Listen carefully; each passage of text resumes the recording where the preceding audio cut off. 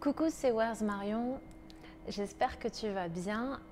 Aujourd'hui, dans cette vidéo, je voulais te partager 10 points qui vont te permettre de savoir si tu es une femme hypersensible ou non. Donc l'idée, c'est qu'on va faire un test ensemble pour savoir si tu as des caractéristiques d'hypersensibilité. Pourquoi cette vidéo ? Moi, pendant longtemps, je ne me suis pas sentie à ma place. Je me sentais vraiment bizarre, trop sensible, trop d'émotions à l'intérieur de moi. Je ne savais pas comment les extérioriser, comment les gérer. Je me suis beaucoup auto-culpabilisée de ressentir tout ce que je ressentais. Et aujourd'hui, ma mission, vraiment, ce qui me tient le plus à cœur, c'est de t'aider, toi, à déceler ces émotions et surtout à mieux vivre avec ces émotions. Moi, j'ai découvert mon hypersensibilité récemment, l'année dernière. Et ça m'a vraiment bouleversée, ça a changé beaucoup de choses dans ma perception du monde et dans la perception que je pouvais avoir de moi-même. J'ai beaucoup remis en question plein de modes de fonctionnement que j'avais. Et j'ai décidé aujourd'hui, en tout cas, de faire mon maximum pour que mon hypersensibilité soit une force et d'en faire une force et de voir ça comme une force parce que c'est un très très beau cadeau. Et je t'invite à en faire de même. Alors, au niveau du test, donc je vais te proposer 10 points qui vont te permettre de savoir si tu es hypersensible ou non. Alors le premier point, une des premières caractéristiques chez les hypersensibles, c'est ce qu'on appelle l'hyperesthésie. Alors ce qu'on appelle l'hyperesthésie, en fait, c'est une sensibilité tactile, sensorielle et visuelle accrue. Alors je vais t'expliquer un petit peu ce que c'est. Par exemple, tu peux avoir une très forte sensibilité à la lumière. Moi, c'est mon cas. Je sais par exemple que dans une pièce, j'aime beaucoup les bougies, j'aime beaucoup les petites lumières tamisées. C'est pas juste d'un aspect décoratif, ça m'apaise vraiment. Je supporte pas les lumières trop fortes, à part le soleil, et encore pas tout le temps. Enfin, je veux dire, voilà, pas en continu. Mais ce que je veux dire, c'est que voilà, j'ai besoin qu'il y ais des petites lumières, pas des lumières trop fortes, sinon je vais me sentir agressée. Je supporte pas le tic-tac d'une horloge, par exemple. Vraiment, je peux pas. Il y a plein de petits bruits. Je suis très sensible au bruit. Et après, ça peut être aussi au niveau de toi, une sensibilité au niveau de la peau, du toucher. Tu es plus sensible. Voilà. Donc c'est ce qu'on appelle en fait l'hyperesthésie.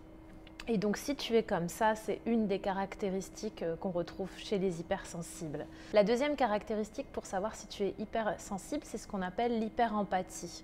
Alors l'empathie, c'est savoir se mettre à la place des autres. Et là, dans le cas de l'hyperempathie, ça veut dire que tu vas être capable, par exemple, de détecter les émotions de quelqu'un sans même qu'il y ait un échange verbal. Tu peux ressentir très fortement les émotions de quelqu'un. Tu peux te mettre vraiment à la place de quelqu'un, mais complètement te plonger en fait dans l'autre et dans ses émotions et dans ce qu'il peut ressentir. Le danger de l'hyperempathie, c'est que ça te puise beaucoup d'énergie. Tu vas avoir tendance à minimiser toi tes propres émotions et ce que tu ressens en fait. Tu vas être souvent dans l'accueil de l'émotion des autres au détriment du coup de tes propres émotions. La troisième caractéristique de l'hypersensibilité, c'est l'hyperactivité mentale. Tu as une réflexion importante, foisonnante.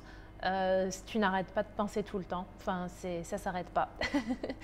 Donc c'est vraiment quelque chose de foisonnant. Alors moi j'avais l'impression par exemple que tout le monde était comme ça.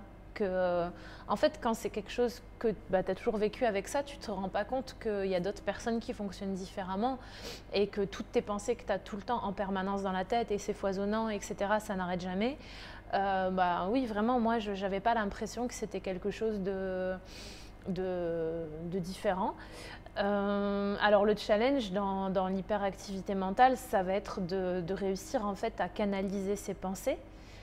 Parce que quand c'est des pensées positives, finalement je ne vois pas trop où est le problème, mais quand c'est des pensées négatives, de la rumination, ça peut avoir vraiment un impact sur ta vie au quotidien, ton niveau d'énergie, la façon dont tu t'investis dans certaines activités. Et moi, ce qui m'aide beaucoup, par exemple, au niveau de l'hyperactivité mentale, c'est toutes les activités comme le yoga, la méditation, qui m'aident beaucoup à me recentrer et à calmer ce mental qui est parfois envahissant. Le quatrième point, ce qu'on retrouve dans l'hypersensibilité, c'est que tu vas avoir une forte capacité de compréhension Tu vas rapidement comprendre les choses c'est lié, je dirais, avec une très très forte intuition. C'est-à-dire que, en fait, parfois tu vas comprendre les choses, mais de manière intuitive, c'est pas dans le mental, tu sais pas forcément l'expliquer. Alors ça, depuis que moi personnellement j'ai découvert mon hypersensibilité, mon intuition s'est encore plus développée. On a tous de l'intuition, qu'on soit hypersensible ou non. D'ailleurs, ça pourrait être un sujet à part entière de vidéo sur l'intuition. Mais le fait de l'accueillir et de l'accepter, ça permet de la développer encore plus en fait. Parfois, tu comprends de façon intuitive certaines choses ou tu sais que tu dois contacter telle personne parce que tu ne sais pas pourquoi, mais tu sais de façon intuitive que c'est ça que tu dois faire. Et du coup, ça simplifie la vie finalement d'écouter son intuition et c'est un bon... c'est vraiment une bonne, entre guillemets, boussole en fait, l'intuition. Et moi, ça m'aide beaucoup pour un petit peu savoir si je dois aller dans cette direction ou pas. La 5e caractéristique de l'hypersensibilité, ça va être une sensibilité accrue à l'injustice et je dirais même une forme de résistance à l'autorité. Alors, ça ne veut pas dire qu'on est des rebelles et qu'on... Voilà, c'est pas ça. C'est plus que quand un ordre ou une autorité nous semble injuste, on ne va pas le respecter. C'est ce qui a fait que je ne suis pas restée dans certains de mes emplois, par exemple, parce que je n'étais pas forcément d'accord avec la façon dont les choses se passaient. Quand il y a quelque chose d'injuste, là, je ne vais pas hésiter je ne peux pas rester silencieuse face à l'injustice. Par exemple, il m'arrive un truc il y a quelques années, j'étais avec un ami et un ami d'origine étrangère et dans un bar, un videur ne l'a pas laissé rentrer alors que moi on m'a laissé rentrer. Donc pour moi c'était vraiment une injustice. Alors oui, ça arrive, c'est horrible de dire ça, mais ça arrive tous les jours ce genre d'injustice. Et moi j'ai pas supporté en fait. Je me suis énervée contre le vigile qui faisait que d'appliquer les règles de son patron. Mais voilà, c'est vraiment un exemple en fait quand vraiment ça me prend dans les tripes quand il y a un truc trop injuste. Je peux pas rester silencieuse face à l'injustice. La 6e caractéristique de l'hypersensibilité, ça va être un vécu en décalage avec autrui. Alors, cette sensation qu'on peut ressentir très souvent de ne pas être adapté au monde, et c'est cette sensation que moi j'ai ressentie pendant de nombreuses années, pas comprendre mon mode de fonctionnement, et donc voilà, vraiment un sentiment que le monde tourne pas rond, que j'étais pas à ma place ici, que j'ai dû me tromper de planète. Et donc voilà, ça a quelque chose qui m'a habité pendant très très longtemps. Et de mettre des mots sur qui j'étais et sur ce que c'était l'hypersensibilité, c'est vrai que ça m'a apaisée avec ce décalage que j'ai pu ressentir. Ça nous amène au 7e point qui est lié avec ce décalage, c'est en fait un besoin vital de relations profondes et sincères. Je ne peux pas nouer des liens avec tout le monde parce que j'ai besoin que les choses elles soient vraiment profondes et sincères. Et je préfère avoir moins de relations, mais des relations profondes et vraies.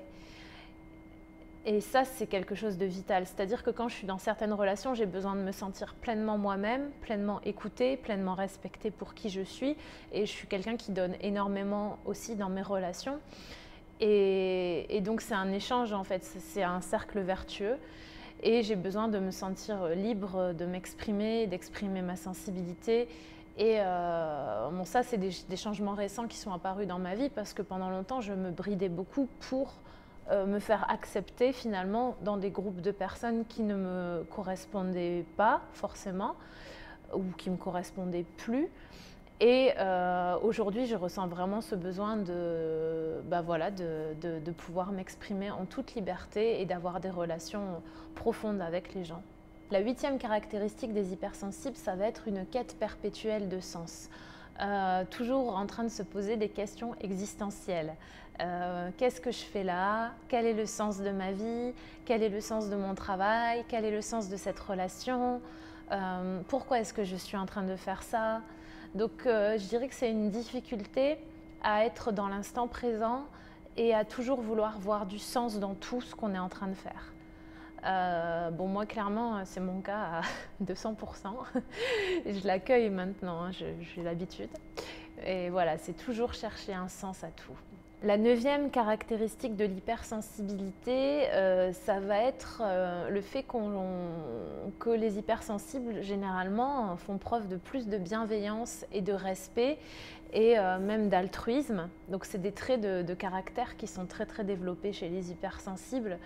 Je pense tout simplement parce qu'on n'a pas envie de recevoir du coup de l'irrespect et de la méchanceté, et donc c'est pour ça qu'on va être d'autant plus dans la bienveillance, dans tout ce qui est justement communication non violente, essayer du mieux possible d'être dans cette harmonie-là. C'est pas toujours évident parce que quand on comprend pas bien son hypersensibilité, on va parfois avoir tendance à être dans l'agressivité, mais pas envers les autres, mais aussi envers nous-mêmes. Et on peut avoir aussi tendance, quand on se sent pas compris et accepté, à se refermer dans une coquille et à du coup limiter les interactions sociales. Parce que justement, on a peur de recevoir cette méchanceté ou on a peur de recevoir des jugements et donc on va limiter. Mais en fait, de base, à l'origine, et quand on est en paix avec son hypersensibilité, on a énormément de bienveillance et de respect et même d'amour à offrir au monde.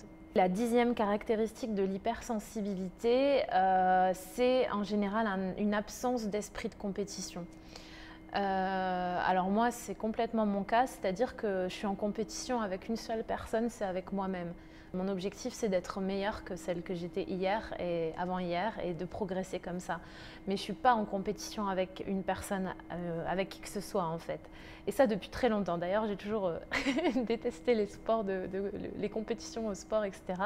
Maintenant, je suis en train de changer face à ça. J'ai envie d'ailleurs de me challenger au niveau sportif, mais moi-même, c'est-à-dire pas être en compétition avec quelqu'un, mais moi-même progresser dans mes compétences. Et ça, c'est quelque chose de plutôt sain. Alors, je ne dis pas que la compétition, c'est quelque chose de malsain, c'est juste que c'est vraiment un trait de caractère, enfin un trait de personnalité que les hypersensibles en général ne vont pas avoir du tout. Moi, ça, je l'ai beaucoup ressenti dans ma vie professionnelle, les petits crépages de chignons, les problèmes à la hiérarchie. Enfin, moi, ça me... prendre le lead sur tel sujet par rapport à quelqu'un d'autre. En fait, moi, ça ne m'intéressait pas du tout. J'étais complètement... en fait, j'allais dire j'étais au-dessus de ça, ça fait un peu... C'est pas que j'étais au-dessus de ça, mais j'étais en décalage, en fait. J'étais pas concernée. Je me sentais vraiment pas concernée par